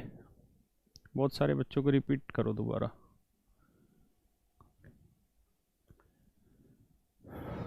अच्छा भाई देखो तो यार, अगर इस बात को नहीं समझ पा रहे हो कि मैं आपको कह ही नहीं रहा कि यार 9 से कितनी कटती है, 9 से कितनी नहीं कटती, उसको छोड़ दो थोड़ी देर के लिए। मैं आपसे सिर्फ ये कह रहा हूं कि ये बता दो कि 6 अंकों की कितनी संख्याएं संभव हैं, 6 अंकों की कितनी संख्याएं संभव हैं जिनका पहला डिजिट 5 और दूसरा डिजिट 4 हो, ऐसा बता दो। तो आप यही तो कहोगे कि सर हम यहाँ 10 डिजिट रख सकते हैं, यहाँ 10 डिजिट रख सकते हैं, यहाँ 10 डिजिट रख सकते हैं, यहाँ 10 डिजिट रख सकते हैं। तो इसका मतलब ये हुआ कि हम इस तरीके से 10,000 संख्याएं बना सकते हैं। इसमें मुझे लगता है आपको कोई दिक्कत नहीं रह रही होगी। ये बात आ रही है समझ में? अगर इतनी बात समझ आ रही है तो अब आगे आते हैं। अब ये बताओ बाकी डिजिट जो जो हम इसके अंदर रखेंगे, भाई ये तो हुई कि कुल मिला के 10,000 संख्याएं बनेंगी 6 अंकों की, जिसमें पहला और तीसरा डिजिट 5 और 4 होगा। अब आगे बढ़ते हैं। क्या आगे बढ़ते हैं जी? कि इसमें जो डिजिट भरे जाने हैं यहाँ पे, यहां यहां यहां यहां, मान लो यहाँ डिजिट हमने x रखा, यहाँ हमने x y रखा, यहाँ z रखा, यहाँ a रखा, या हमने x x x x ये रख दिया, कुछ भी रख लिया हमने। इस तरीके के सारे पॉसिबल तरीके निकाल लेते हैं इसमें। तो मैं अब आपसे ये जानना चाह रहा हूं क्या कि यार ये संख्या 9 से डिवाइड हो, इसके लिए क्या जरूरी है? तो आप कहोगे सर ये संख्या 9 से डिवाइड हो, इसके लिए जरूरी है कि इसके सारे अंकों का जोड़ 9 से डिवाइड हो, सारे अंकों का जोड़ 9 से डिवाइड हो। और इसके अंदर एक कंडीशन बहुत गहरी है जो छिपी हुई है, जो मुझे बताऊंगा, लेकिन पहले आप ढूंढ के निकालना वो कंडीशन क्या होनी चाहिए थी जिससे क्वेश्चन सिंपल बनता। लेकिन समझिए, तो यार 9 से कोई नंबर कब डिवाइड होता? जब या तो इन सारी संख्याओं का योग 0 0 0 0 9 होता, क्योंकि इन सारे अंकों का योग 0 तो नहीं हो सकता। क्यों नहीं हो सकता? क्योंकि 5 और 4 है ना। बाकी 0 0 0 हो सकते हैं, इसमें दो राय है नहीं। तो क्या हो सकता है? 0 0 0 0 9 हो सकता है, या फिर इन सारी संख्याओं का जोड़ 0 0, यानी देसी भाषा में समझे तो इनका जोड़ या तो भैया 9 हो सकता है, या 18 हो सकता है, या 27 हो सकता है। इसी तरीके से तो इनका अंकों का जोड़ हो सकता है। यही तो जोड़ 9 से डिवाइड हो रहा होगा। नहीं आ रही बात समझ में बच्चों को? अच्छा, इसको थोड़ी देर छोड़ दो, फिर मैं किसी आसान सवाल से शुरुआत करके फिर इसको समझाऊंगा। अगर ये बात नहीं समझ पा रहे हो आप, छोड़ दो इसको। अगर नहीं समझ पा रहे हैं तो हल्के सवाल से समझाते हैं। अरे ये क्या खुल गया? सबसे आखिरी में मैं बिल्कुल छोटे छोटे सवाल लेके समझाऊंगा, फिर इसको छोड़ दो आप। अगर आप इतनी बात पे इतने सारे कमेंट कर रहे हैं ना समझने पे, आ जाओ जरा, उस क्वेश्चन को छोड़ दो, मैं उस पर छोटे छोटे क्वेश्चन लेके आखिरी में समझा दूंगा, क्योंकि बहुत सारे समझ जाएंगे, बहुत सारों को दिक्कत हो रही होगी। एक बात बताओ यार, मैं अब जो आपसे पूछने जा रहा हूं, बड़े ध्यान से, बड़े सावधानी से उस बात का मुझे अर्थ बताइएगा कि आपने एसएससी की जो तैयारी कर रहे हैं उन बहुत सारे बच्चों ने एक चीज देखी होगी अपने एग्जाम में कि ऐसे क्वेश्चन आए हुए हैं। लोग 10 बेस था, यहाँ 5 था, ठीक है, और यहां लिख रखा था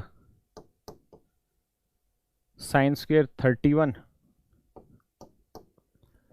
प्लस साइन स्क्वायर 59,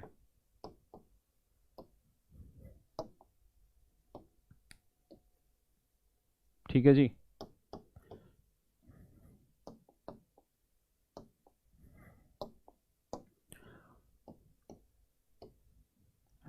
एक क्वेश्चन आपको दे देगा साइन 16 सेकेंड 74। मैं कुछ चीज पे ले जाना चाह रहा हूं आपको, ठीक है? तो आप बस मुझे हाँ ना में बताइएगा कि ऐसे क्वेश्चन एसएससी ने दिए हैं या नहीं दिए, क्योंकि इस चीज को आखिरी तक लेके जाने के लिए ना ये जरूरी है, आखिरी तक ले जाने के लिए जरूरी है कि हम इस बात को सहमत हो जाएं कि इस तरीके के क्वेश्चन हमसे एसएससी ने अभी पूछे भी हैं कि नहीं पूछे। तो मेरे प्यारे बच्चों, ऐसे क्वेश्चन धड़ल्ले से एसएससी ने पूछे हैं। एक बार नहीं, बहुत बार ऐसे क्वेश्चन पूछे हुए हैं, बहुत बार ऐसे क्वेश्चन पूछे हुए हैं। इन क्वेश्चन को कैसे सोल्व किया जाता था? तो हम इस तरह से क्या करते थे कि साइन स्क्वायर ए प्लस साइन स्क्वायर बी की वैल्यू 1 होगी अगर ए प्लस बी का जोड़ 90 डिग्री हो। तो 31 और 59 का जोड़ करेंगे, 5 3 8 90 आया, तो इसकी वैल्यू आई 1। क्लियर है?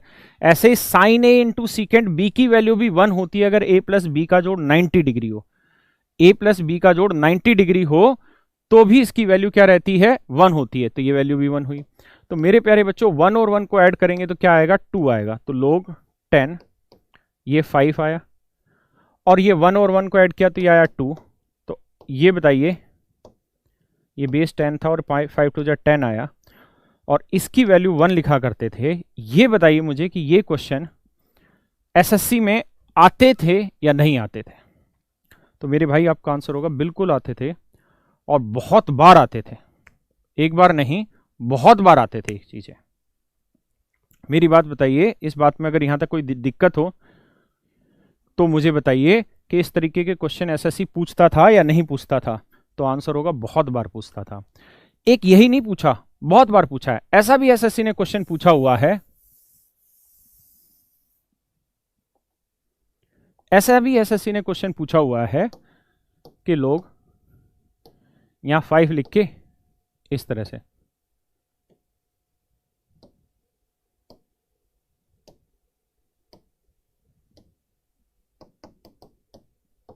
इन्फिनिटी तक, ऐसे भी एसएससी ने क्वेश्चन पूछे हुए हैं।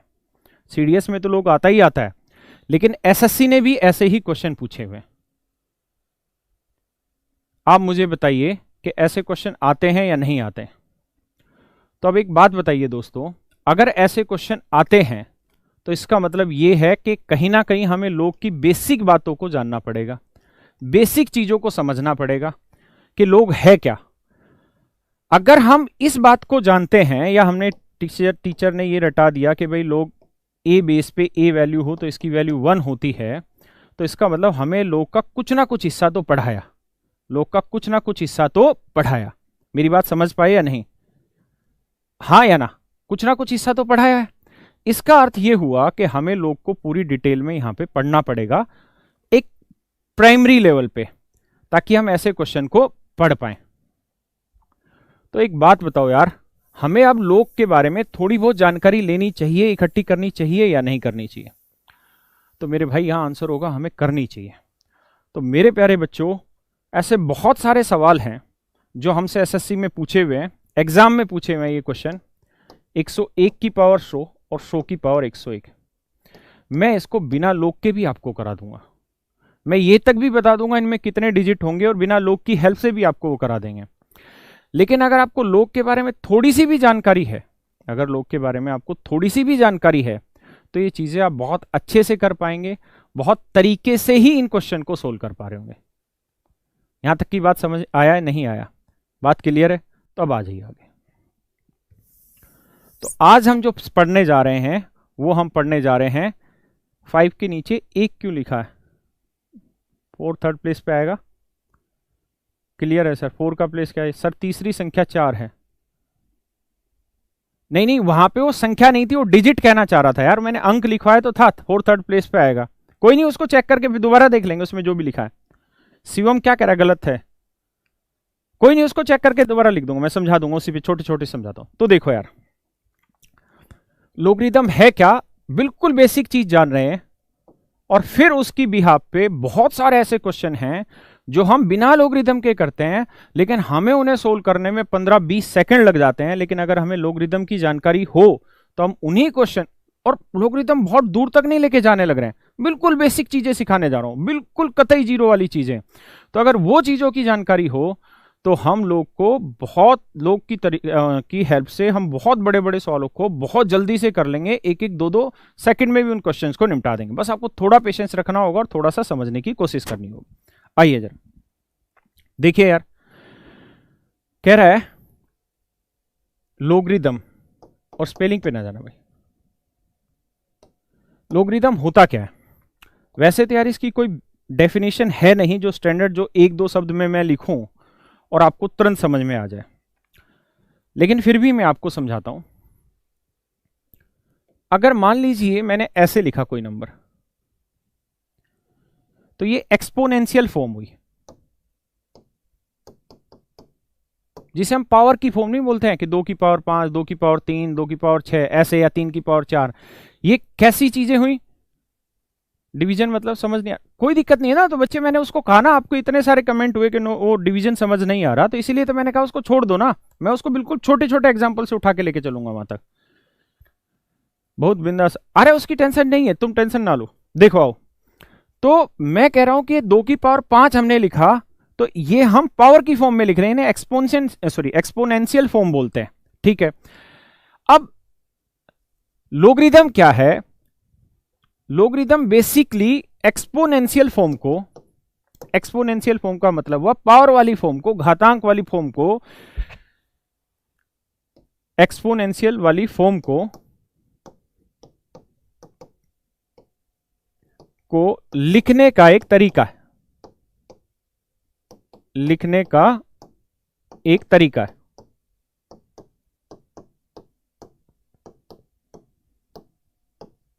घातांक वाली फॉर्म को लिखने का एक तरीका है। क्लियर है? घातांक वाली मतलब घात वाली चीजों को लिखने का एक तरीका है।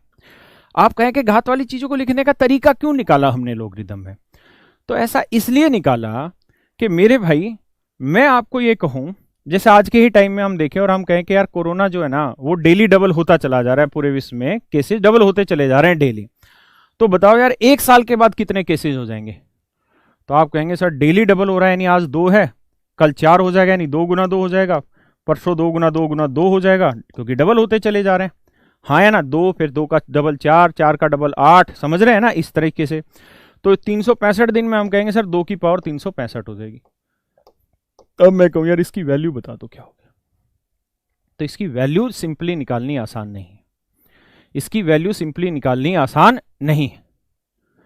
अगर इसकी वैल्यू सिंपली निकालनी आसान नहीं है, यानी मैं 2 की पावर 365 आपसे पूछूं और आप नहीं बता पाएंगे, तो फिर लोगरिदम का यूज क्या हुआ?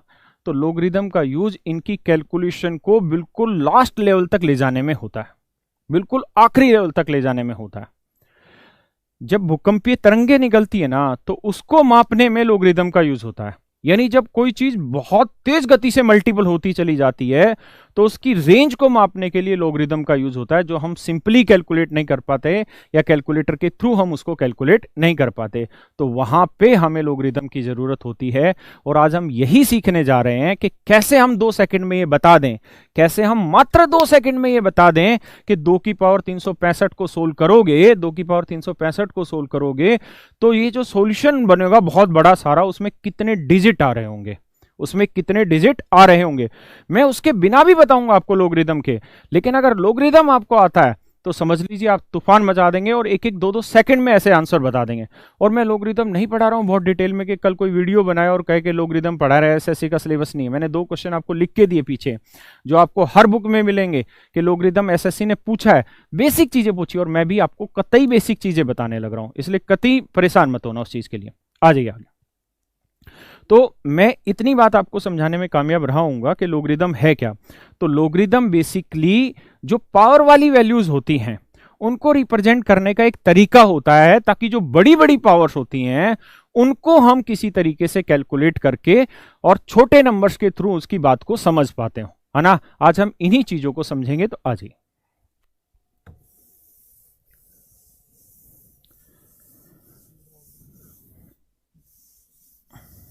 क्या हो गया? देखिए दोस्तों, और ये मत सोचिएगा कि लोगरिदम हमारे में नहीं है। मैंने आपको विद प्रूफ कहा है कि लोगरिदम हमारे में है, ठीक है। तो कतई उस पर टेंशन नहीं लेना कि मैं कोई फालतू चीज पढ़ाने लग रहा हूं। 1% भी नहीं पढ़ा रहा हूं और बिल्कुल बेसिक की चीज बताने लग रहा हूं। तो देखिए यार, क्योंकि अगर टीचर ने आपको ये कहा है कि लोग 10 बेस पे 10 वैल्यू, इसकी वैल्यू क्या होगी, और उसने कहा कि एस की वैल्यू हमेशा 1 होती है, तो इसका मतलब उसने कुछ तो बताना चाहिए ना आप लोगों को। तो मैं इसी चीज को थोड़ा सा और समझा दे रहा हूं तरीके से। आ जाइए। तो आइए दोस्तों, लोगरिदम का बिल्कुल बेसिक शुरू कर रहे हैं, बिल्कुल जीरो वाली चीजें। और मैंने पहली चीज आपको यह बताने के प्रयास किया कि मेरे भाई लोगरिदम जो होता है वो पावर वाली जो फॉर्म होती है, यानी पावर वाले जो एक्सप्रेशन रहते हैं, एक्सपोनेंशियल जो फॉर्म होती है, उसको रिप्रेजेंट करने का एक डिफरेंट तरीका है और कुछ भी नहीं है। ट्रिग्नोमेट्री क्या है? ट्रिग्नोमेट्री ट्रायंगल की साइड के रेशियो को लिखने का एक तरीका है।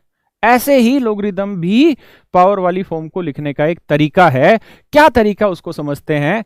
जैसे मैंने यहां लिखा 2 की पावर 5, क्या होता है जी? 32। तो इसी चीज को, ये तो हुई मेरी एक्सपोनेंशियल फॉर्म। क्या हुई मेरे दोस्तों? एक्सपोनेंशियल फॉर्म हुई, यानी पावर वाली फॉर्म हुई, घात वाली फॉर्म हुई। अगर मुझे इसे लोगरिदम में लिखना है, जो मैं कह रहा था एक लिखने का तरीका है, तो लोगरिदम में इस बात का अर्थ यह होता है कि भैया जो ये 2 बेस था, ये क्या था? हमारा बेस था। क्योंकि इसी की तो पावर हमने ढूंढी, इसी की तो पावर पे गए हैं। तो जो ये बेस है, तो इसका अर्थ ये है कि भाई 2 की किस बेस वैल्यू पे आंसर 32 आएगा, और जो इसकी बेस वैल्यू होगी वो इसका आंसर होगी।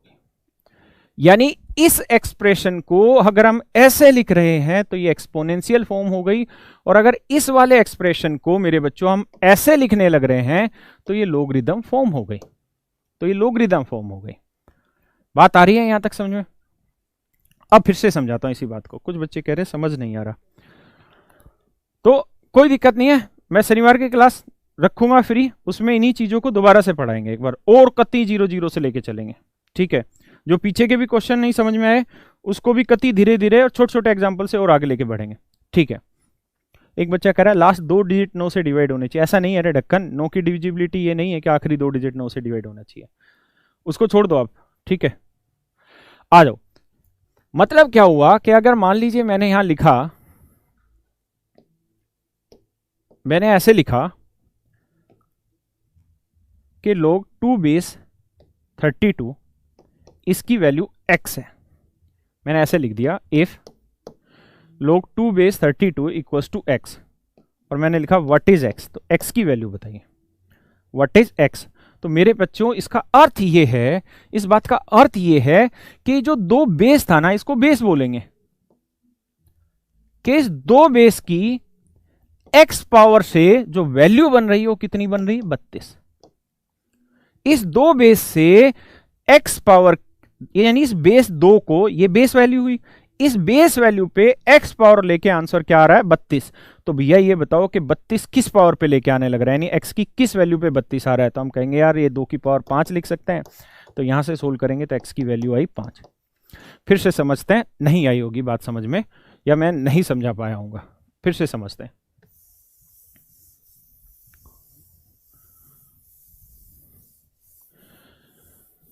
मैं आपको ये कहूं मेरे भाई कि लोग 5x equal to 3 if this equal to 3, ठीक है? अगर आपको x से दिक्कत है तो मैं x की जगह a लिख लेता हूं, ठीक है? जो नीचे लिखा हुआ है इसका मतलब ये बेस है, ठीक है? मैं बोल रहा हूं आपको कि ये क्या है? बेस। अब मैं आपसे जानना चाह रहा हूं फाइंड a, फाइंड a। तो a का मान बताओ भाई क्या होगा? a का मान बताइए क्या होगा? तो आप कहेंगे देखिए सर इसका मतलब क्या है? इसका मतलब ये है, इसका मतलब ये है कि 5 की इस पावर पे, 5 की इस पावर पे जो वैल्यू आएगी वो क्या आएगी? a आएगी। फिर से सुनो, मैंने ये बताया कि यार 2 की पावर 5 क्या होता है? 32 होता है। अगर इसी बात को लोगरिदम में लिखें, लोगरिदम में लिखें तो हम इसको इस तरीके से लिखेंगे कि भाई 2 बेस पे जो 32 वैल्यू निकल के आई वो किस पावर पे बनी? 5 पावर पे बनी। यानी 2 की पावर 5 करोगे तो उत्तर आएगा 32, 2 की पावर 5 करोगे तो उत्तर आएगा 32। तो ऐसे ही मैंने यहां कहा कि लोग 5 बेस a पे वैल्यू 3 आने लग रही, तो a की वैल्यू क्या होगी? तो इसका मतलब ये है कि इस बेस की ये पावर लेंगे तो आंसर आना चाहिए a, और आप जानते हैं 5 की पावर 3 क्या होता है? 125। तो यानी a की वैल्यू क्या बनी बेटा? 125, हाँ ना? अब मैं इसी बात को ऐसे लिखूं आपको कि भाई लोग 5 यहां 125, यानी ये बेस लिख रहा हूं और ये वैल्यू इसकी, और ये लिख दे रहा हूं x, और फिर कह रहा हूं कि फाइंड x, x की वैल्यू निकाल के बताइए क्या होगी। तो इसका मतलब आप समझ रहे होंगे, इसका मतलब ये है कि 5 की पावर x पे जो वैल्यू बन रही है वो 125 है। यानी इस तरीके के एक्सपोनेंशियल फॉर्म को हम लोगरिदम में इस तरीके से रिप्रेजेंट करते हैं। ये रिप्रेजेंट करने का मात्र एक तरीका होता है और कुछ भी नहीं होता, है ना? जैसे ट्रिग्नोमेट्री में आप पढ़ते हो, और अगर मैं ये वाले एंगल के रिस्पेक्ट की बात कर रहा हूं तो ये परपेंडिकुलर है, ये मेरा बेस होता है, ये हाइपोटेन्यूस होता है, तो मैं कहूं कि यार साइन थीटा क्या होता है? तो साइन थीटा आप कहते हैं p अपॉन h होता है, यानी परपेंडिकुलर अपॉन हाइपोटेन्यूस होता है। तो मेरे प्यारे बच्चों यहां पे जो साइन है ना वो कुछ भी नहीं है, साइन मात्र उसको लिखने का एक तरीका है, उसका एक नाम रखा हुआ है कि यार हम इन 2 साइडों में रेशियो ले रहे हैं तो उसका नाम साइन थीटा है। ऐसे ही लोगरिदम भी उस कैलकुलेशन को लिखने का एक तरीका है, उस एक्सपोनेंशियल फॉर्म को लिखने का तरीका है। क्या आप मेरी बात समझ पा रहे हैं या नहीं? आप थोड़ा बताओ यार, ताकि मुझे भी पता चले कि समझ भी पा रहे हैं कि नहीं पा रहे हैं। यस, ठीक है, यस सर, ठीक ठीक। जो नो कर रहे हैं, गौरव नहीं आ रहा समझ में, तो टेंशन ना लो, मैं शनिवार की क्लास लेके इन्हीं बातों को और गहराई से बताऊंगा। ठीक है, आ जाइए अब आगे।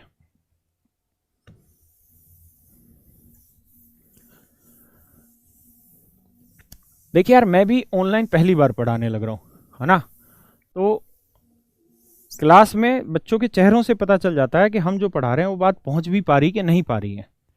और वहां ये फायदा होता था कि नहीं पहुंच पा रही थी तो चीजें हम बदल के उसके छोटे तरीके को लेके कहीं ना कहीं समझाने दूसरे तरीके से चले जाते थे। तो यहाँ आपके कमेंट से ही हमें वो पता चलेगा कि हम कहाँ जाने चाह रहे हैं। आइए देखिए जी, अब तो मैंने ये कहा, या चलो मैं एक नंबर बोलता हूं यार, n इक्वल टू a की पावर b। ये बताओ किस फॉर्म में? तो आप कहोगे तो सिंपल सिंपल तो लिख रखा है सर जी आपने एक्सपोनेंशियल फॉर्म में, यानी पावर की फॉर्म में लिखा हुआ। अब मैं आपसे ये कह रहा हूं कि भाई मेरे, मुझे ये बता दो, हाँ मुकुल फर्स्ट टाइम तैयारी करो, बहुत बढ़िया, कि यार मुझे ये बता दो कि इसे लोगरिदम फॉर्म में कैसे लिखेंगे। तो आप कहोगे सर लोगरिदम, इसे लिखने का ही तो एक तरीका है। क्या लिखने का तरीका है? कि भैया जिस चीज को तुमने बेस लिया था, तो बेस क्या था? ए, क्योंकि इसी बेस की तो पावर चढ़ा रहे थे, तो ए की किस पावर पे या ए की बी पावर पे जो वैल्यू आ रही थी वो एन है, यानी log n की वैल्यू बी है अगर बेस ए हो। क्लियर है? मैं आपको ऐसे कहने लगूं यार, log 3 5 2, बताओ यार ये क्या वैल्यू है? मतलब इसका नाम बताओ तो क्या है, या इनको मैं, ये तो नंबर में रिप्रेजेंट भी सही होना चाहिए, तो मैं यहां लिख लेता हूं ए, यहाँ लिख लेता हूँ बी और यहाँ लिख लेता हूँ सी। बताओ यार इसको एक्सपोनेंशियल फॉर्म में बताओ क्या कहेंगे? तो आप कहेंगे सर इसका मतलब ये है कि ए की पावर अगर हम सी लेते हैं तो वैल्यू निकल के आएगी बी। यहां तक आपको कोई दिक्कत हो कतई भी कहीं से भी तो आप मुझे खुल के बताइए, तो मैं आपके आंसर को देने की यहां कोशिश करूंगा। क्लियर है मेरी बात? आ जाइए अब आगे।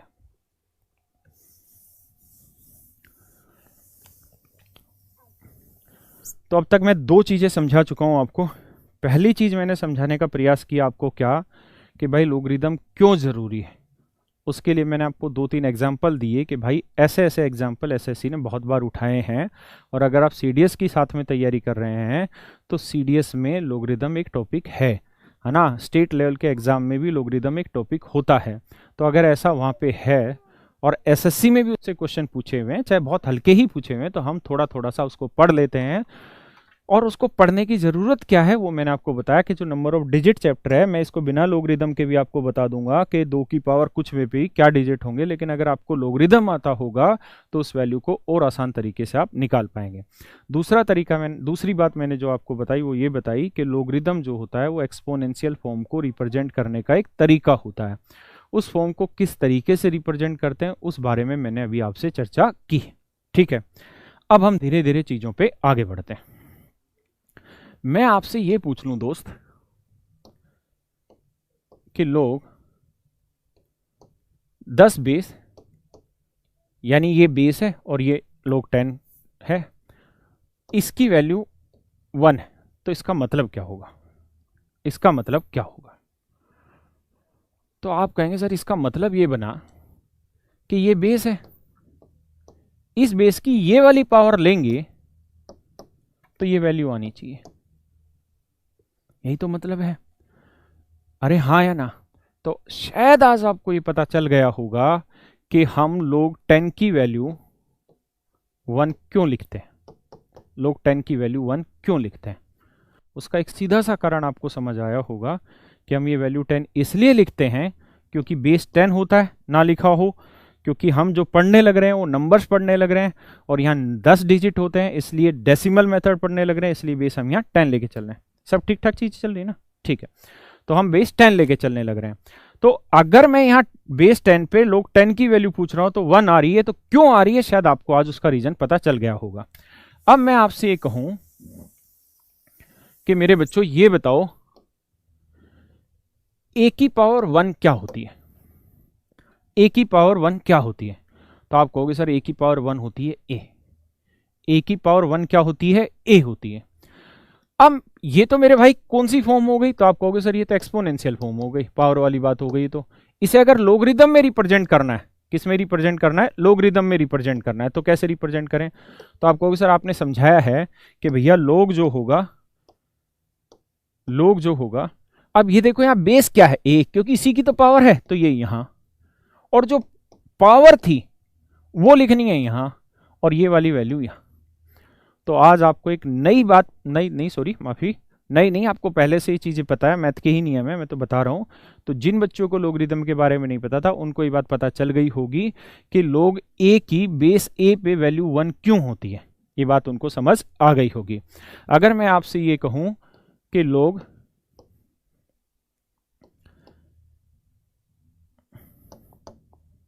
टेन बेस पे 100, इसकी वैल्यू क्या होगी, इसकी वैल्यू क्या होगी?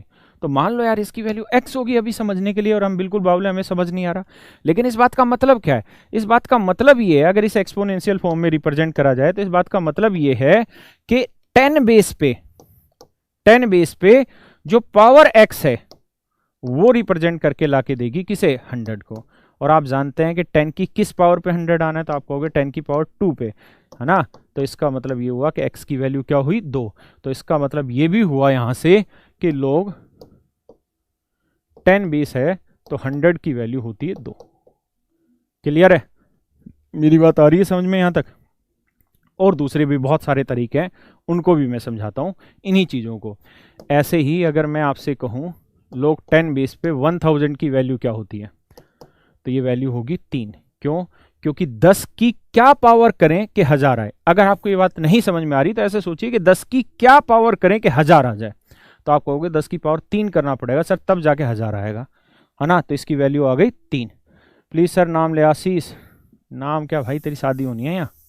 देखो जी आगे, अब मैं कहूं कि लोग 10 बेस पे 10,000 वैल्यू, यानी लोग 10,000 का मान क्या होगा, तो आप इसे ऐसे सोचिए कि भाई 10 की किस पावर पे 10,000 उत्तर आ सकता है, तो आंसर कहोगे 4। किस पे? 4। तो एक बात समझ पाए क्या, कि जो बहुत बड़ी वैल्यू थी 10,000, जो बहुत बड़ी वैल्यू थी अपने आप में, लोग में उसका उत्तर केवल क्या हो गया, 4। लोग में उसका उत्तर क्या हो गया, 4। ऐसे ही मैं आपसे ये कहूं कि log बेस 10 अगर ना भी लिखा हो तो उसका मतलब 10 है यहाँ पे, और यहां 10,000 की जगह 1 लाख लिख दूं, अब कहूं बताओ यार इसका मान क्या होगा, इसका मान क्या होगा? तो आप कहेंगे सर देखो बेस क्या है, 10, बेस क्या है 10, तो इसका मतलब ये सोचो सर जी कि 10 की क्या पावर करें कि 1 लाख आ जाए, 10 की क्या पावर करें कि 1 लाख आ जाए, तो आप उत्तर दोगे सर जी पावर कर लो 5। तो आपने एक चीज नोट की होगी यहाँ पे, और वो ये नोट की होगी कि एक्चुअल में जो वैल्यू 1 लाख है, एक्चुअल में जो वैल्यू 1 लाख है वो लोगरिथम में मात्र क्या रह जा रही है, 5। वो लोगरिथम में मात्र क्या रह जा रही है, 5। हाँ या ना? यानी जो अपने आप में 1 लाख इतनी बड़ी वैल्यू है, जब वो log के साथ लगती है तो उसका मान रह जाता है मात्र कितना, 5। तो शायद आपको यहां से लोगरिथम की इंपॉर्टेंस समझ आई होगी, या ये बात समझने में मदद मिली होगी कि हमारे गणितज्ञों ने log को क्यों इजाद किया, या log का यूज क्यों किया। इसलिए किया कि जो बड़ी बड़ी कैलकुलेशन थी इनको हम छोटे छोटे रूप में भी लिखते चले जाए और चीजें आसान बनाते चले जाए। एक कह रहा है इसकी लुगाई कहाँ है, भाई लोग की लुगाई मिलते ही मैं पकड़ लूंगा, चिंता ना करो तुम, है ना। चलो कोई दिक्कत नहीं। बात अभी भी सर तीसरा अंक 3 कौन से क्वेश्चन की बात कर रहे हैं, उस वाले की मैं समझाता हूं, उसको भी समझाता हूं। तो ये बताओ यार यहां तक की बात समझ में आई कि नहीं आई, किसी को कोई दिक्कत तो नहीं है, यहां तक बढ़िया से बातें समझ में आने लग रही है, आगे बढ़ो। तो तीसरी बात मैंने यहां पे ये समझाई कि लोग में वैल्यू कैसे निकालते हैं, है ना। तो बात कुछ ना कुछ पल्ले पड़ रही होगी यहां धीरे धीरे। अच्छा अगर मैं आपसे यहां ये पूछ लूं कि भैया, क्या भैया, लोग ये 10 है तो लोग 1 की वैल्यू क्या होगी, अगर बेस 10 है तो लोग 1 की वैल्यू क्या होगी ये बताओ। तो क्या सोचोगे, यही तो सोचोगे कि यार 10 की किस पावर पे, मान लो इसकी वैल्यू x है, तो 10 की किस पावर पे उत्तर 1 आ सकता है, यही तो सोचना है। 10 की किस पावर पे उत्तर 1 आ सकता है, यही तो हमें सोचना है मेरे भाई। तो इसका मतलब आप खुद सोच के बताओ कि x की वैल्यू क्या रखें कि 1 उत्तर आ जाए। तो आप कहोगे सर x की वैल्यू क्या रख सकते हैं, यहाँ पे x की वैल्यू 0 ले सकते हैं, 10 की पावर 0 क्या होगा 1, यानी किसी भी चीज की पावर 0 रखने से आंसर आता है 1। मेरी बात समझ रहे हैं, 0 की पावर 0 नहीं, बाकी नंबर्स पे। तो एक बात यहां, यानी इसकी वैल्यू क्या आ गई यहाँ पे, क्योंकि पावर 0 लेने पाया तो log 1 की वैल्यू होती है 0, यानी log कोई भी बेस दे रखा हो, यहाँ कोई बेस दे रखा हो और log 1 की आपसे वैल्यू पूछे तो ये वैल्यू हमेशा ही 0 होगी। क्या होगी, 0 होगी। मेरी बात यहां तक समझ में आ रही है? आइए आगे, कतई बेसिक चीजें हैं, इसमें एक भी ऐसी चीज नहीं है जो हम ओवर पढ़ रहे हैं, और बिल्कुल बेसिक बातें पढ़ रहे हैं जो हमारी एक्सरसाइज में आने लग रही है, जो एसएससी में आ रही है, हम उन्हीं चीजों को पढ़ रहे हैं। आइए, कैसा लग रहा है ऑनलाइन पढ़ाने में? घबराहट हो रही है? थोड़े टाइम में ठीक हो जाएगा। देखिए, अब मुझे एक बात बताओ यार कि 1 की पावर x इक्वल टू 1, तो यार यहां x की वैल्यू बताओ क्या होगी, x की वैल्यू बताओ क्या होगी। नहीं, मैं तो पढ़ाऊंगा, लोग जो मैंने सोचा हुआ वो तो मैं पढ़ाऊंगा यार, उसमें दिक्कत ही नहीं है। मैं आप लोगों को बस ये कहना चाहता हूं कि कल को कोई खड़ा होकर वीडियो ना बनाने लगे यूट्यूब पे कि राकेश सर फालतू की चीजें पढ़ा रहे हैं। तो मैं फालतू की चीजें कतई नहीं पढ़ाने लग रहा हूं, मैं बिल्कुल सटीक और काम की चीज पढ़ाने लग रहा हूं जो आपके काम आने वाली है। क्लियर है? और एग्जाम में आ रही हैं ये चीजें, ठीक है। और मैं बहुत आगे नहीं पढ़ा रहा हूँ इसको, सीडीएस में जब मौका मिलेगा तो हम इसको बहुत डिटेल में पढ़ाएंगे। हम यहाँ बिल्कुल बेसिक चीजों को डिस्कस कर रहे हैं। तो मैं पूछूं कि यार इसकी वैल्यू 1 होगी तो x की वैल्यू बताओ क्या होगी, तो आप कहोगे सर x की वैल्यू ले लो 0। बिल्कुल सही उत्तर होता है। लेकिन कोई ऐसा भी तो होगा कहेगा x की वैल्यू 1 ले लो, x की वैल्यू 2 ले लो सर, 3 ले लो, 4 ले लो, 5 ले लो, 6 ले लो, कुछ भी ले लो, सब पे तो 1 आ रहा है। क्योंकि मैं 1 की वैल्यू 1 लूं, 2 लूं, 1 की पावर 3 करूंगा तब भी उत्तर 1 आने लग रहा होगा। हाँ या ना? मेरी बात समझ में आई? तो आप कहोगे हाँ सर, 1 पे ये जो सिस्टम है ना, ये एक सर्टेन एक्सपोनेंशियल फॉर्म में नहीं लिखा जा रहा है, एक सर्टेन एक्सपोनेंशियल फॉर्म में नहीं लिखा जा रहा है, यानी एक x की एक सर्टेन वैल्यू नहीं लिखी जा रही है कि हम x की कोई एक सर्टेन वैल्यू बता दें कि जी x की वैल्यू 5 होगी और इस पे आंसर 1 आएगा, है ना? ऐसा तो नहीं है। तो अगर ऐसा नहीं है ना, तो मेरे भाई इसका मतलब ये भी हुआ कि अगर ये एक सर्टेन एक्सपोनेंशियल फॉर्म नहीं बना सकती तो इसको हम लोगरिथम फॉर्म में भी नहीं लिख सकते। यानी इसका मतलब ये हुआ कि बेस 1 हो, क्योंकि यहां बेस क्या है 1, तो बेस 1 हो, अगर बेस 1 है लोगरिथम का, अगर लोगरिथम में बेस 1 है, लोगरिथम में बेस 1 है, तो इसकी वैल्यू हम नहीं निकाल सकते, इसकी वैल्यू नहीं निकाल सकते। यानी log 1 की वैल्यू निकलवाऊं जहां बेस 1 है, तो इसकी मैं वैल्यू नहीं निकाल सकता, क्योंकि इसकी वैल्यू 0 भी हो सकती, 1 भी हो सकती, 5 भी हो सकता, 50 भी हो सकता, -3 भी हो सकता, कुछ भी लिखा जा सकता है यहाँ पे, तो है ना? तो एक बात ध्यान रखिएगा कि कभी भी आपसे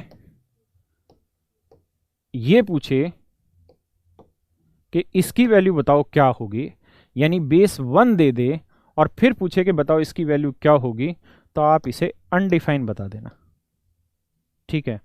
मैं इसको बहुत बढ़िया शब्दों में बता दूंगा कि ये अनडिफाइन क्यों है, और इसे एक्सप्लेन कर दूंगा। अनडिफाइन के अलावा भी इसका एक और भी तरीका होता है, उसको भी समझा दूंगा, मतलब आपको समझा दूंगा कुल मिला के, ठीक है? या 1 हो, कुछ भी लाना हो तो मुश्किल हो जाता है, यानी बेस 1 नहीं लेके चल सकते, बाकी सारी चीजें संभाली जा सकती हैं। क्या आप मेरी बात से सहमत हैं?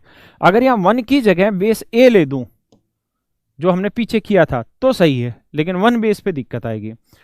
आप कहें कि इसको और अच्छे से डिफाइन करिए तो मैं इसको और भी अच्छे से डिफाइन कर सकता हूं, लेकिन उसके लिए आपको शायद नहीं पूछना चाहिए, लेकिन मैं बता देता हूं। अभी के लिए मैंने इतना बताया कि बेस 1 हो तो वो लोगरिथम में अप्लाई नहीं होगा, बेस 1 को हम नहीं कर पाएंगे, तो इसको छोड़ देंगे, ऐसी चीज आएगी। एक फंडा होता है, बस इस जो मैं यहां बता रहा हूं उसको आधे बच्चे आंख बंद कर ले, समझे ही ना, जो अंग्रेज है केवल वो समझे। अगर मैं ऐसे लिख रहा हूं ना, तो इसको मैं ऐसे लिख सकता हूं, log b upon log a, ये एक लोगरिथम की प्रॉपर्टी है भाई, ठीक है? ऐसे मैं लिख सकता हूं, और यहां बेस कोई भी हो सकता है, x हो सकता है, कुछ भी लिया जा सकता है। अगर बेस a था तो इसको ऐसे लिखा जा सकता है ना। तो अगर मैं आपको क्वेश्चन में ये कह दूं ना कि log 1, और यहां मान लीजिए मैंने कुछ भी लिख दिया, 2 3 कुछ भी लिख दिया, ऐसे ही कोई और वैल्यू ले लेता हूं मैं यहाँ पे आपको समझाने के लिए, m ले लिया मैंने, तो इसको मैं ऐसे लिख सकता हूं फिर log m और अपोन में log 1, और बेस कुछ भी ले लिया x। तो किसी भी बेस लेने पे log 1 की वैल्यू क्या आती है, 0 आती है। और बटे में 0 आने का मतलब क्या हो गया, इन्फिनाइट बना देगा या अनडिफाइन बना देगा। इनफाइनाइट या अनडिफाइन में क्या डिफरेंस होता है वक्त आने पे समझेंगे। तो मैं यहाँ आपको ये बात समझाने में शायद कामयाब रहा हूँगा कि भाई लोगरिदम की वैल्यू कैसे कैलकुलेट करते हैं। एक बार फिर से उन बातों को लिख लेते हैं, आप खटाखट मुझे बताते रहिए। पहली चीज ये कि लोग में बेस कुछ भी हो, अगर log 1 की वैल्यू पूछ रहा है तो उत्तर 0 है। क्यों है, क्योंकि a की कौन सी पावर पे 1 उत्तर आ सकता है, तो a की 0 पावर पे उत्तर 1 आ सकता है। बात आई समझ में यहां तक। यहां से एक बात और भी नोट कर लेना, क्या कि अगर log a और यहां b है, ठीक है, या इसको बदल लेते हैं,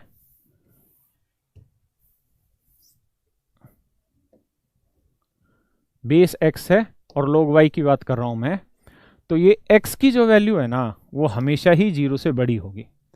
x की वैल्यू हमेशा ही 0 से बड़ी होनी चाहिए, बराबर भी नहीं, 0 से बड़ी होनी चाहिए। और x की वैल्यू कभी भी 1 नहीं होनी चाहिए। मैंने समझाया क्यों, अभी वो कहानी पूरी x की वैल्यू 1 पे ही बात कर रहे थे कि यार x की वैल्यू 1 नहीं होनी चाहिए कभी, इस बात का ध्यान रखना। दूसरी चीज ये कि जो y है ना इसकी वैल्यू भी 0 से बड़ी होनी चाहिए, y की वैल्यू भी 0 से बड़ी होनी चाहिए, इसमें दो राय नहीं रखना। ऐसा इसलिए क्योंकि अगर x की वैल्यू 0 से बड़ी लोगे ना भाई, इस मान लो यहां n आया, इसका मतलब क्या बना कि x की पावर n इक्वल टू क्या आया भाई, y। भाई अगर ये वैल्यू n, सॉरी, अगर ये वैल्यू n के बराबर है तो इसका मतलब यही तो बना कि x की power n equal to y। तो ये बताओ अगर x की वैल्यू 0 से बड़ी है तो 0 से बड़ी किसी वैल्यू का आंसर निकालोगे तो जो उत्तर आएगा वो 0 से बड़ा ही तो आएगा।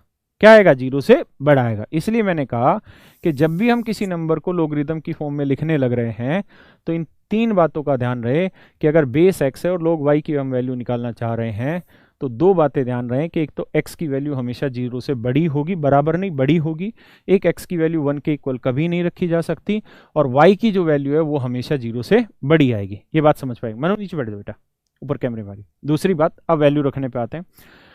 अगर मैं ये कहूं कि a बेस है और log a की वैल्यू बताओ तो इसका आंसर 1 होगा। क्यों, आपको ऐसे सोचना है कि यार a की किस पावर पे a आ सकता है, तो आप कहेंगे a की 1 पावर पे ही a आ सकता है। तो अगर मैं आपको कहूं कि यार log 10 की वैल्यू बताओ, अगर बेस 10 है तो आप आंसर दोगे 1 है। अगर मैं कहूं log बेस 10 है 100 की वैल्यू बताओ तो आप कहेंगे 2 आंसर आएगा। और भी तरीके हैं, उन पे भी ले आऊंगा, थोड़ी सी पेशेंस रखना। अगर यहाँ 1000 है तो ये 3 आएगा। तो इतनी बात आप समझ गए, इसी में थोड़ा आगे चलते हैं। अब मैं यहाँ से कुछ क्वेश्चन उठा लेते हैं, ठीक है, उनका इन्हीं के बेस पे जितना पढ़ा है इतने ही बेस पे आप आंसर दीजिएगा। क्लियर है?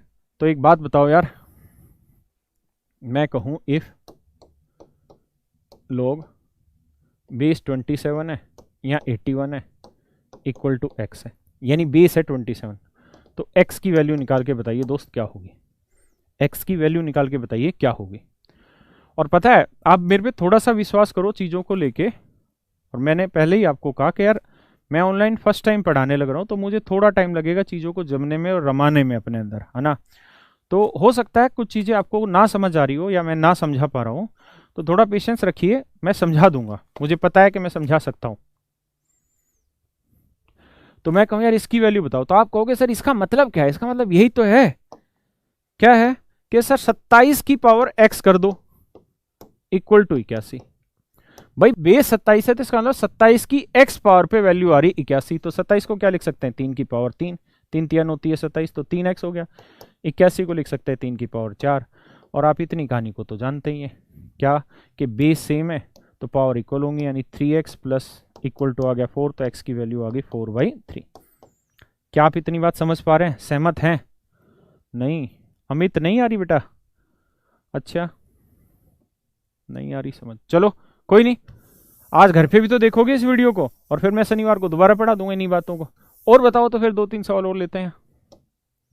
कति बेसिक से ही ले रहा हूं मैं, लोगरिथम पढ़ा ही नहीं रहा हूं डिटेल में, मैं कति बच्चों वाली बातें बता रहा हूं आपको जो आनी चाहिए हमें, क्योंकि एग्जाम में पूछा जा रहा है। बता दो यार, लोग 125 की वैल्यू बेस 25 पे, तो x का मान क्या होगा बताओ यार, कति बच्चों वाली चीजें पूछ रहा हूं।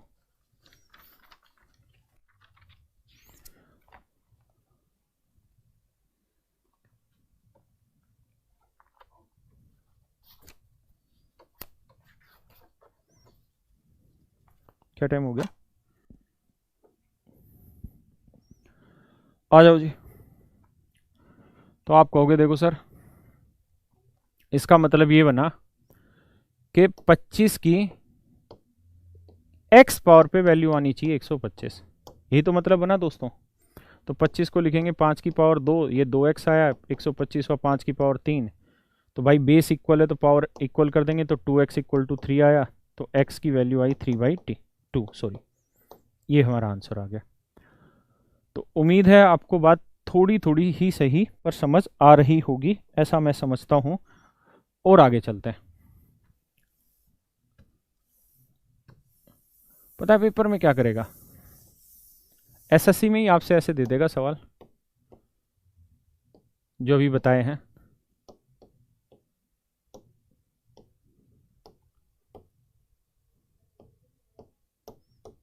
कहेगा इसका मान निकाल के बताओ। कति बच्चों वाली बातें करो जरा।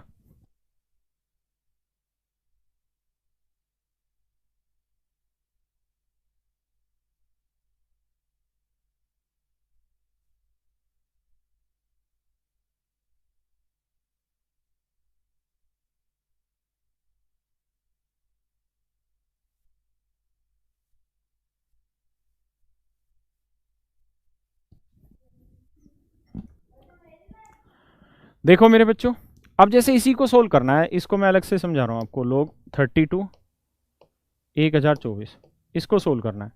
तो इसका मतलब है कि 32 की पावर, मान लो इसे x है, अभी समझाया था जैसे कि भाई 32 की x पावर पे आंसर 1024 आना चाहिए। अब आप जानते हैं 32 को 2 की पावर 5 लिखेंगे तो ये 2 की पावर 5x, और 1024 को लिखेंगे 2 की पावर 10, तो इसका मतलब 5x बराबर 10 है, तो x की वैल्यू क्या बनी भाई 2। पूरे पार्ट की जो वैल्यू निकल के आ गई वो कितनी निकल के आ गई 2, कितनी निकल के आ गई दोस्त 2। तो इस पूरे पार्ट की वैल्यू निकल के 2 आ गई, और आपको बताइए इसको हमने अभी पीछे सोल्व किया ही था, 125 वाला अभी तो सोल्व किया था दोस्त। तो जो इसकी वैल्यू निकल के है वो यहां रख दो, दोनों को आपस में सोल्व कर दो, ये हमारा आंसर आ गया। क्लियर है? कुछ बच्चों को शायद अभी समझ नहीं आ रहा है, तो भाई कोई दिक्कत नहीं है, आज हम इसको इतना छोड़ ले रहे हैं, ठीक है? अगर दिक्कत आ रही है तो आप इतने को बढ़िया से पढ़ के आइए, कल फिर इससे आगे बढ़ेंगे, और मैं कल और बेसिक एग्जाम्पल लेके चलूंगा ताकि आपको किसी भी लेवल पे दिक्कत ना आए, पीछे वाले क्वेश्चन में भी और ये भी। और अगर कहीं लेवल पे दिक्कत भी आ रही है तो शनिवार को हम उसको दोबारा पढ़ लेंगे, दोबारा से उन चीज़ों को बेसिक से रिपीट कर लेंगे। तो थैंक यू मेरे बच्चों, भगवान आप सबका भला करे, और कहीं कोई छोटी मोटी चीज़ें दिक्कत आई हो टेक्निकल या कुछ और तो उसे रिजोल्व कर लेंगे एक दोनों। धन्यवाद।